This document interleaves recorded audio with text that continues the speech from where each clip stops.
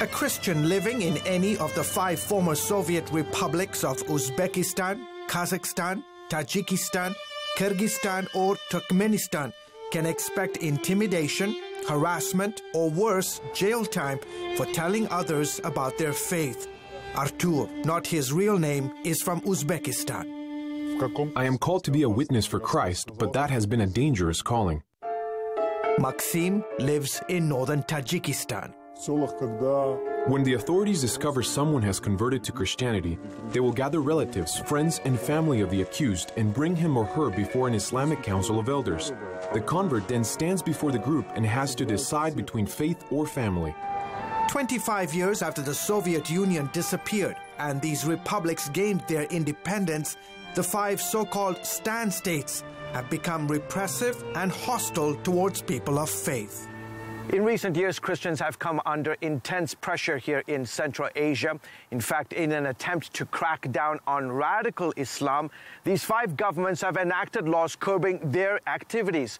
But here's the problem. Instead of going after Muslims, these governments are using these laws to go after Christians. Dr. Michael Cherenkov follows religious freedom issues in the former Soviet Union. These laws have forced Christians to be more creative and invent new approaches to sharing the gospel. Cherenkov says while churches and Christian organizations raise suspicion, individual relationships go virtually unnoticed. We are discovering that being a witness for Christ in the workplace is probably the only safe and effective form of evangelization. On a recent Saturday morning, hundreds of young Christians from across the region met for the first ever Next Generation Professional Leaders Initiative. The event was the brainchild and dream of Sergei Rakuba. It is not possible to overstate the significance of the gathering. He grew up in the former Soviet Union and remembers what it was like as a young Christian trying to discover his purpose in life. I was not allowed to study in the universities because I was a Christian. And throughout the whole territory of the Soviet Union, you could not find even one Christian professor, Christian doctor, or Christian lawyer. Even the word business was a foreign word for Christians at that time. Rakuba brought together entrepreneurs, doctors, educators, lawyers, and media experts to teach young professionals how to be effective witnesses for Christ in the marketplace. This is a generation that didn't grow up in a secular and repressive Soviet mindset.